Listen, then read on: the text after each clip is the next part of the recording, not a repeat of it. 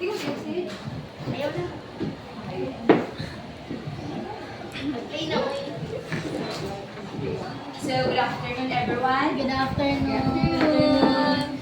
So, today we're going to discuss the last topic about socio-emotional development of high school learners. So, during adolescence, the teen develops social cognition in the context of family structure, the school, the community, and media. So, pag niagi ang mga reporters, di ba ang ilaha is about physical and cognitive. So now, we're kanang kaning socio-emotional, which means the social skills and the emotions of the high school learners or the adolescents. So at this stage, is ang mga adolescents daw is needed ang mga emotions sa mga adolescents or high school learners is dapat ma-control or regulated para for their success in school as well as for his own emotional well-being.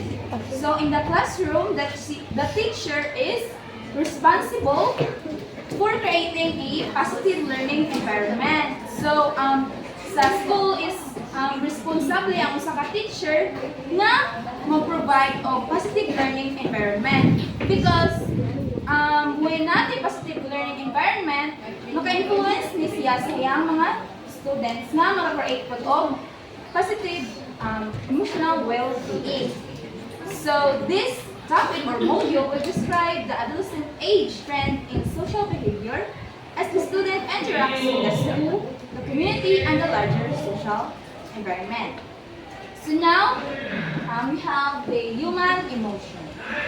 So generally, emotion are commonly known as human feelings. So ang emotion daw is known as our feelings. So manifested by varied conscious and unconscious moods. So bali daw ang imong emotion is pwede ka nga conscious ka sa imong nabati or parang dili ka conscious or bored bitaw ka na makakaibaw nganong na-feel ka ana nga emotion. So a more precise description is a subjective reaction to internal and external stimuli. So ang emotion is pwede siya nga internal, which mean inside nimong naa. Ikaw mismo ang naka-feel, or sa external, which is sa gawas bitaw nimong na-feel involving physical change, action, and adjustment. So human emotion has unique patterns. So emotion are characterized by first triggering event. So emotion usually start when something significant happens. So ang emotion sa usa ka adolescent or high school is mag-start na siya when for example is nay important thing daw na hitabo nimo, like for example kanang nabagay mga achievements or nabay ka ng positive or negative na hitabo nimo, which is makapuntos ka og imong naglaing emotion. So muna ang triggering event strong or important. So pwede ka maka-feel og lain emotion like positive or negative. So next is physiological changes. So once na-trigger ka sa usa ka event is emotion produce physical changes. So ani na ang heart rate. So kung kulbaan ka, ang imong daw ma-feel is ang imong heart rate is fast. Then sa brain activity, different emotions is activated different brain regions. So sama sa ingon is kanang brag ang imong bitaw different emotions is i-activate daw sa imong brain. Like for example kanang paansidon ka o like on the spot, so syempre kanang imong brain is brag ma-activate dayon. So syempre kana on the spot man, so magdili ka una ha mental block. Oh, sa kay mental block ka. And then kaning hormone levels. So once kaning kasagaran sa mga bae no kay mag hormonal ano sila kay kanang basta ka Kaya mood swings kita. Like kalit na kasapot. Like di masabdan yung mga imong gibati or mga behavior. Then kaning body temperature. Kung baan daw ka, like something na kikadlutan, makabantay ba ka nga bro pag namugnaw? Then huwag ka nang masuko ka sa mga feel. Manginit ka. So masabdan na ba ang physiological changes? Yes. The next is, kaning third is readiness for action. Fight or flight. So emotions prime you to act quickly. So fight might be triggered by anger. So kung masuko daw ka, nayuban na ning is kanang di makakontrol mo nang kanang musukol sila. And then flight might be triggered by fear. So kung kaning fight is na-trigger na siya tungod sa kay nasuko ka or something needed to nimo mo fight, is kaning flight is kanang bro bitaw magdikay ka sa danger. And then last is kaning dependence on how the stimulus is appraised or interpreted.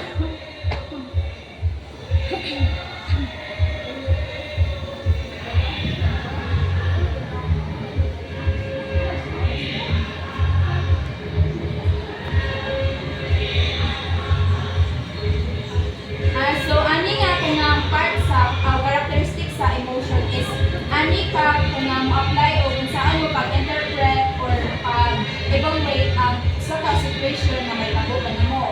Magpadalos-dalos mo kasi imong emotion or imuhabang emotion.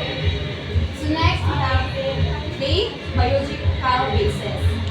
So the automatic nervous system connected to blood and muscles controls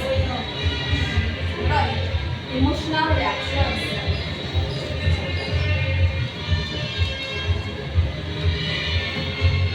So ang atong human emotion is Pupunta.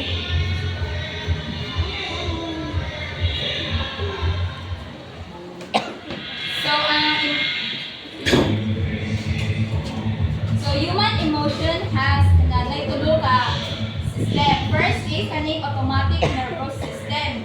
So ani is kanang automatic bitaw ka nga maka-feel like kanang makahilang kag init. Syempre yung automatic di ka nga ma-intan jud ka, maka-feel ka nga nainitan ka, like masakitan ka, mahilang ka. Then kanang surprise ka, syempre malipay jud ka kanang automatic di mo nga emotion bitaw ma-release. The next is kanang sympathetic part. Para So, sympathetic. kaning sympathetic part is ani nimo excites or so ani nga part is imo bitaw gi andam imuha self kana imong gi andam imong self bitaw kana for example is naay kana ga-expect na nanay something may tabo mo whether good or bad. So ani imong giamdam imong kaugalingon bitaw maaron di ka makitagdali, di ka ma-disappoint og dali. Ug bayan pagod ka ng parasympathetic part depresses body functions. This part coordinate arousal or slow it down. So ani is kanang after na ni sa imong hungry after na ni sa imong emotion nga napagawas. So para na-excite ka, kanang ka, like na-excited ka gikan, nag-anam-anam ka o kanang mabalik ka po sa kanang normal ba kanang slowing down. So ang three biological bases of human emotions. So now we have positive and negative. Now let's proceed to the positive and negative emotions. So I feel no emotions influence of how we think, how we feel, and how we act. High schoolers experience a wide range of emotions, both positive and negative. It impacts the high schoolers it impacts their academic performance and overall well-being, diba? Sa atong emotions. So, can you read the function of the positive and negative emotions? Emotions like interest and joy motivate continued behavior. Emotions Ah, okay. Emotions focus attention, motivate, and enable individuals to face or withdraw from situations. So, emotions focus attention. So, it means that emotions help us to concentrate on what matters. In motivate, emotions drive us to act. Like, diba, sa kanang nata exam, ganahan mo na dako mo grado. So, motivate mo study. Dili, pero mabot na taala. Explain na na. Then, enable to face or withdraw. Like, emotions help us decide whether to deal the situations or avoid. So, positive emotions like interest, joy, enjoy, motivate, continued paper, di ba? Like, example na, kita na may exam or like, something ko tuway, sa interest ka, sige, sa enjoy na lang. Okay. Sa joy, kung tahay, nagtuon mo karon, dahil ugma, nagtuon mo kagabi, dahil karon, nakakuha mo dako na grades. Dayon, nalipay kay mo, so, nala ko kay another exam. So, more bitaw ka motivate na magtuon ako balik para makapasar ka. Then, bitaw ka malipay. Then, malipay mo ka mapasar. So, manigamot jud ka magtuon o motivate jud ka na mo maintain mo imong pagkuan. Then, sa negative emotions. Emotions like sadness, anger, fear, and disgust may cause withdrawal from perceived threats or dangers. Other examples include anxiety, jealousy, and etc. Di ba? Anak ka, I tell, di ba, na dili ka motivate. Eh, ano to?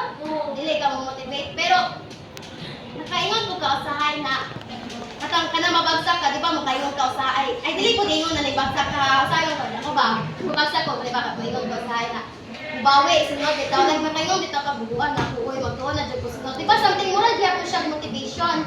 So, even if negative emotions siya, nasa di ako siya purpose, bitaw na, help us to grow, dahil ma-inspire, dahil mo to motivate bitaw sa ako na sa high schoolers na part. Okay na? Yes na? Yeah. Napay. Okay. Anak, ito to sa ulo. Understandable. Kita man tanan makapil, dili oras-oras na makapil jud tag positive emotions. Makapil jud ko dato negative o normal na jud ko siya. All emotions are valid. It is up to us to how we manage and how to control our emotions. Practicean ko nagtanong ka oras.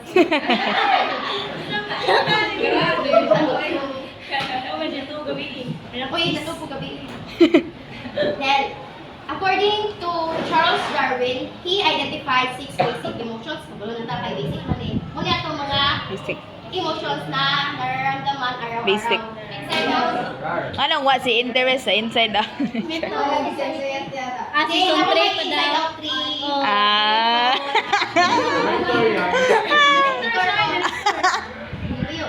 So, interest, joy, happiness, sadness, anger, disgust, and fear. Kung natanong-tanong, no need to. Elaborate. Anxiety. Ibog nga lang to. According to Charles Darwin, na 6 basic emotions. Sa ito? Interest, joy, sadness, anger, fear, and disgust. Ano galing purpose para ng negative emotions? It can also kana motivate us, give us interest, even though negative siya. Yay! Okay, let's proceed to social emotions. Please read the first bullet. Emergence. Social emotions emerge early in toddlerhood, 15 to 24 months, including envy, embarrassment, shame, guilt, and pride. So 15 to 24 months, simply 1 year old to 2 years old. Start na ang social emergence of social emotions. Specifically, envy or synonymous to jealousy. And then embarrassment, shame, guilt, and pride. Okay? Next, accuracy and control. Observable emotions during these early years may lack accuracy and can be problematic if uncontrolled. Okay? Dili pa ma-regulate, dili pa ma-manage ng ilaha. Emotions. Problematic. Dili nyo ma-control. Okay? Next is impact on learning. Emotions significantly affect learning. learners pay more attention to emotionally significant things. So in a classroom setting, kung sa may example na pay more attention to emotionally significant things. Naba mo yung idea? Yes.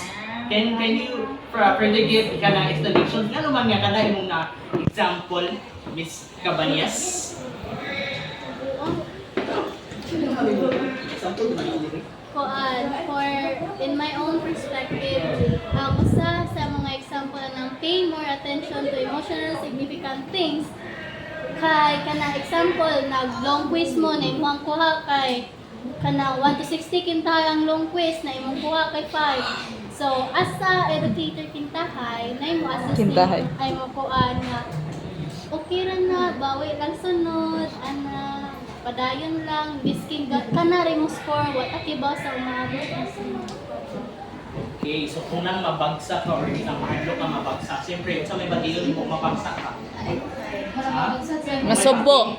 Mag-uol. Diba? May now with daghang expectations. Ang kanang mag-uol, it is closely connected to the experience nga, mahadlok ka mabagsak.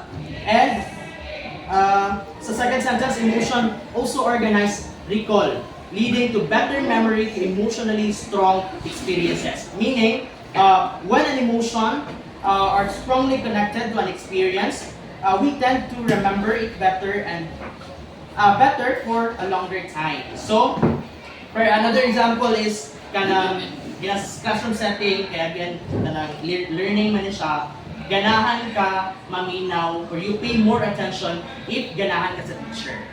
Kaya nga naman, kung ganahan ka sa teacher, saan mo ma-feel? Malipay ka na, ma-engage ka, may interest, as well as kanang lessons or discussions or kung makarelate ka sa kanang so you pay more attention. That's what we mean on these two sentences. Okay, next? Okay, next. Emotional competence. Over time, or what is emotional competence there? Naraman dira, pero I want you to tell me, what's the emotional competence? Kung ganina kanang ang child maglisod pa sila regulate silang emotional competence meaning they now have the means to regulate or how to cope with how they're feeling. Exactly. So, emotional competence meaning to recognize, understand, express, and manage one's emotions.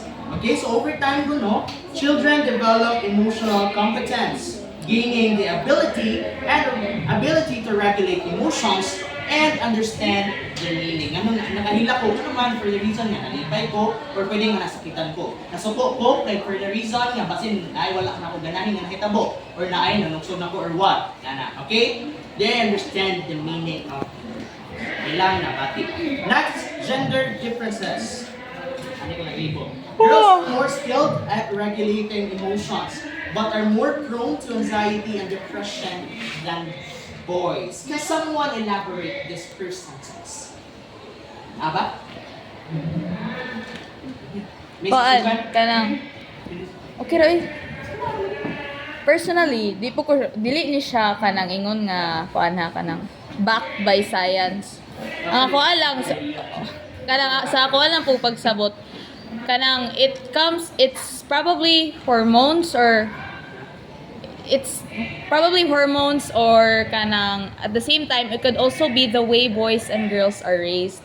Kay if girls manggod kanang they're more likely manggod nga kanang accepted if mag-show silag emotions nga normal naman na babae nga kanang ingon anak bation nga kanang muhilak, whereas boys kanang more likely to be taught bitaw at a younger age na sus gamay na kayo laki man ka ano nga na man ka di ba, you agree?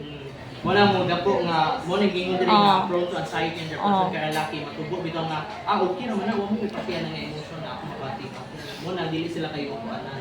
Yeah. Like girls nga mo nang mas sensitive bitaw sila nga. Okay ra na nimo nga ipakita nga.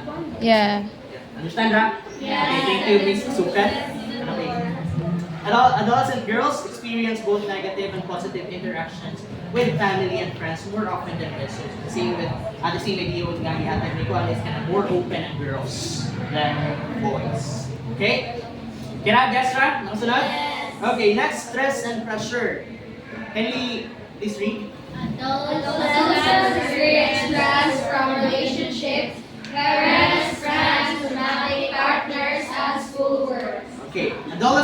experience stress from relationship. Ngayon yung examples. Poor parents, unsa man ang stress nga ma-experience sa adolescents in terms of relationship nila sa parents. First is, ano mas pila ang Academic pressure? yes, pressure lang siya sa expectations. Oh. High grades, achievements, na ma-excel to kaginhanglan. Okay naman na siya, but kanang dili na po na ito kailangan i-focus dito. At least we did our best. Diba? And then, for friends, isa man, ang friends na ay kasi-klaseng circles. Yeah. Diba? And we are trying to Fit in. Fit in. So, mo na isa ka stress na ma-appeal sa isang adolescent na, ay, basin, dili ko nila wat-watong ginani ko. Ay, basin, dili ko kapayad nila. Nana, di ba? There is a kuan. Okay. Next is romantic partners. Jealousy. Jealousy, maintain relationships, or fear of breakups. Yes, Ma'am Joby? Communication. Yes. Naabtik ko, naabtik. From experience. Experience, Joby? Yes, on my experience, a lot of couples break up because of those things na kulang dyan. Nga bisag, ang bae, di ba, is nalipay na sa mga gagawin utang. But yet, ang mga laki is, why po, ang emotional intelligence din sila kag-gets, dahil. Okay, emotional intelligence, boss? Common, right? Ayaw i-generalize, baday. Sila matangnan, pero Commonly, some commonly, of- mostly. Some of. Yeah, some of. And then, in schoolwork, kung saan? Sa akin. Mga projects, Exams, quizzes, long quiz, long quiz for performance task. Daghan ayo. No? Stress. presentation, surprise quiz, Yan na. surprise project. Sigurado na pressure dito sila. Laban guys, laban. Next is stereotypes. Adolescents are often stereotyped as moody and negative, with poor emotional control.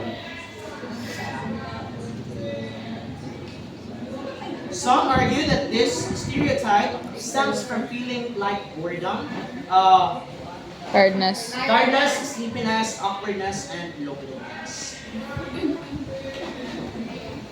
Okay, for example, a teen is grumpy at dinner. But it doesn't mean na bad tempered siya. It's just that bigapong siya. Oh. Siya sa eskwela. Okay, di ba? Bigapong siya or stress siya. Nga naman, stereotype nila ba nga, kung unsa ilang gipakita, negative na ang tanaw sa mga tao nila. For example, grumpy lang ka. But nakita nila, uy, mautang na siya batasan.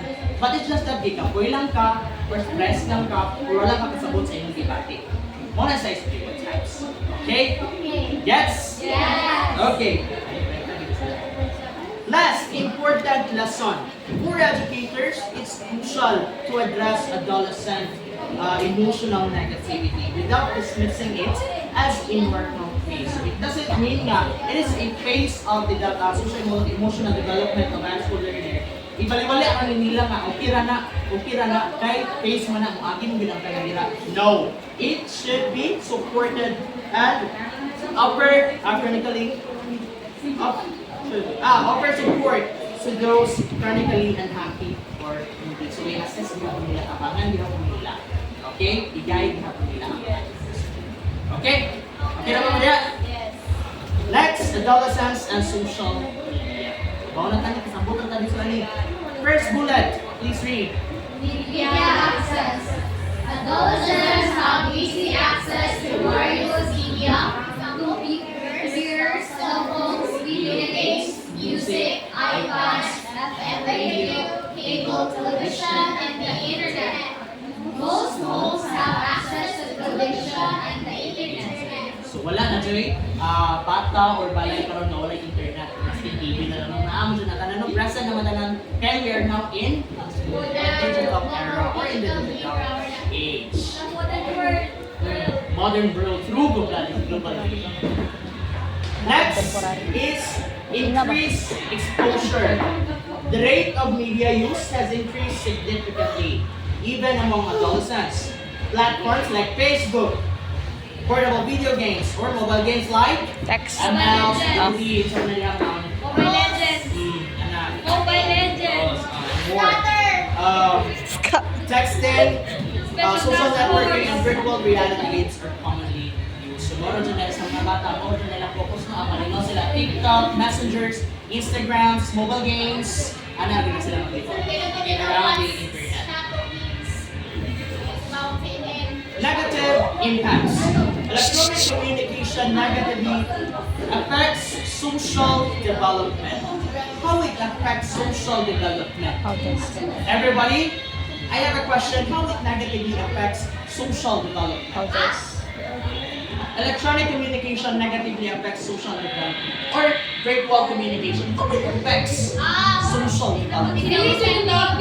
Process. Okay, there is no Connection. personal interaction. Or face-to-face interaction. Diba? Online naman ko siya, lahi ang interaction ninyo.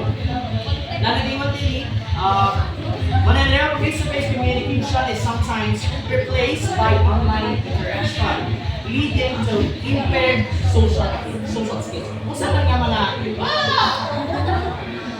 usa nga mga specific social skills ang ma-impair. Kuan kanang more likely nga ang tao pag kanang deep bitaw siya o kanang internet bitaw like wa siya kanang tawag na kanang di wala siya di bitaw siya i-control siyang parents og screen time. More likely siya nga kanang kusog kay siya active kay siya sa internet pero in person kay awkward kay siya uy kay di siya kamao kanang makig-istorya sa tao in person ana. Reading the body language, reading non-verbal. Oh.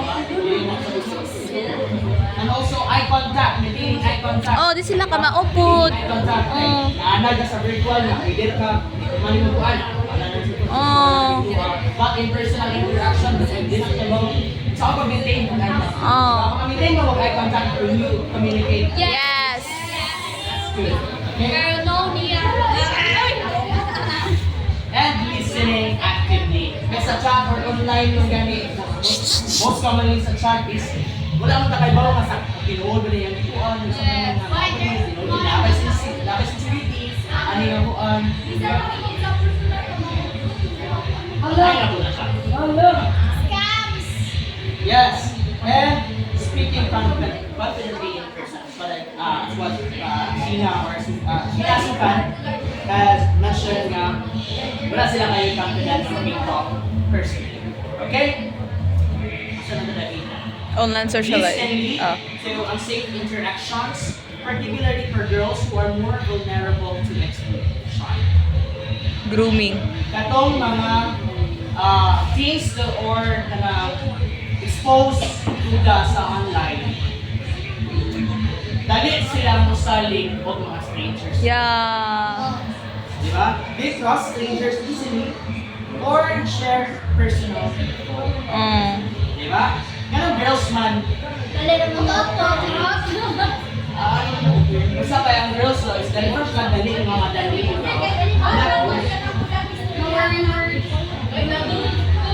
Dali ma-persuade ba? Vulnerable. Mga ilaro na mo mga lalaki. And this can have negative impact and lead to, and can make them targets to online predators. Speaking of mga cyberbullying, talagay ka ng mga sharing informations. For example, a girl chatting with someone she met on the internet. She might be linked on sharing their private photos or diba? Yung nadali na yun na napaniwala na ba? Paniwala na sa laki nga, saligyan siya. Even though, ibaw ang budget na stranger siya, pero nisalig siya, ni-share siya personal information, at mas lala kung private photos videos. So muna na siya, negative impact sa network, too much exposure to mga network, mawala na yung mga trust bitaw. And next, online socializing. Please read. Socializing in internet cafes can negatively impact academic work and achievement. Socially insecure teens may become victims rather than beneficiaries of modern digital innovations. Okay. Teens who lack confidence or feel isolated may turn to internet for connection and acceptance. So, dili sila madawat dili sa personal community. So, Imove ra daw. Oh no. so sa ganito, there are kanang dili sila madawat dili sa kuan na sir dili madawat but wala sila gi-accept sa community. So, they turn to online world para mag-seek of acceptance. Yes.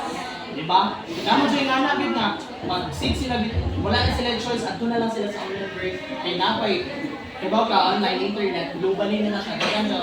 Daghan, tao na atira, and most probably, motor sila dito kay unahuna nila ay nagmaramay na paligid. Daghan kayo natin sa rin namin sa community, mga manok ko probably, di sila ganahan ng internet. So feeling mo nga, wala mo pag-feeling dito. Not unless sa online world nga na ipag-feeling. Diba? Naama sila, diba? Naaba mo yung mga kakampi? Yes, my family. Okay, very good.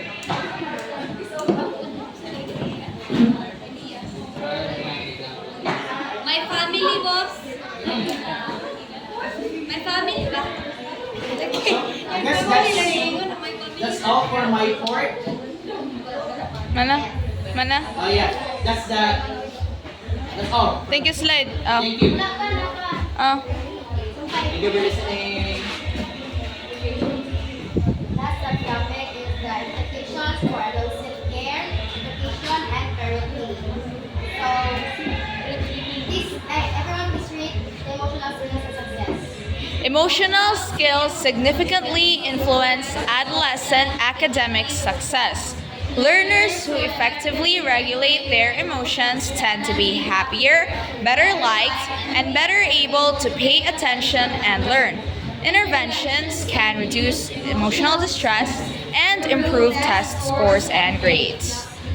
So, first, let's understand what emotional skills are. Kasi na-idea sa emotional skills. Please, sa inyo nabasa. Pinapagbangat sa imong emotion. Pagbalit. Mag-similar siya ganina sa emotional competence nga gi-mention ni Bossy. Alright. Emotional skills are skills that help us to recognize, understand, and manage our feelings. Self-control. So, emotional skills significantly influence adolescent academic success. So, kung achieve naka-skills na emotional skills kay, sa tinukod ito po din mo academic success, agad po siya anak, mapektuhan.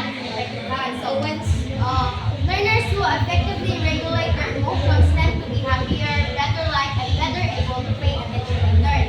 For example, anak, namoy group activities, and then, wala kay emotional skills. Ka,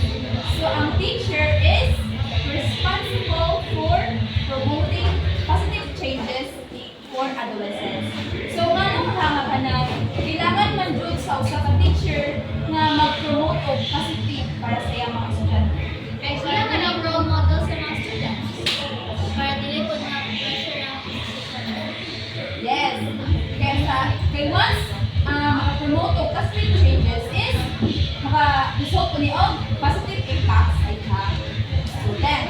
So, like the mo ni Mia is teacher serves as our role model. So, so teacher is also responsible in by raising test scores and reducing emotional stress. So, the teacher is dapat i-guide nila ang ilang estudyante para ang ilang student is maka-earn of better academic performance o dapat support sila sa kanilang well-being sa emotional well-being rather sa ilang student. So, importante kayo nga ang teacher is na ay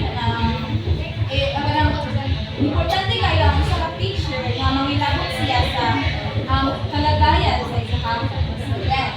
So, peer pressure and risk. So, nowadays, itong mga bantayan sa mga adolescents is prone sila sa mga negative influences like peer pressure kanang sa social media. Like sa social media is naman dyan na yung mga negative or mga sensitive na makita na hindi po dangay magitan sa mga brand na to. Then, drug use and addiction, sorry. Like kanang paggamit sa mga illegal drugs and mga alcohols. Then, early romantic sexual Adventurism. So, ani na po ay, once di sila makakontrol sila ang sexual adventurism is, di ba na iban kay ka ng brag na curious because sila muna mag-live na ilang suwayan, then once ka nang sila like, madisgrasya is, ani ma-hold ang sapyan o kay ani mo na kaya teenage pregnancy. So, also may role sa kanang as a future educator na malikayanin ang mutanga.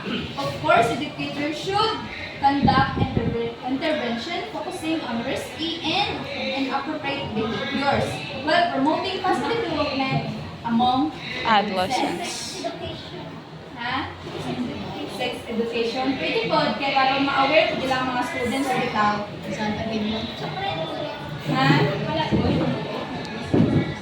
Okay na? Okay, so that would be all for our report about socio-emotional development of high school. So, na ba may nakuha? Yes! Kira? Yes! Okay, thank you so much for listening. Yay!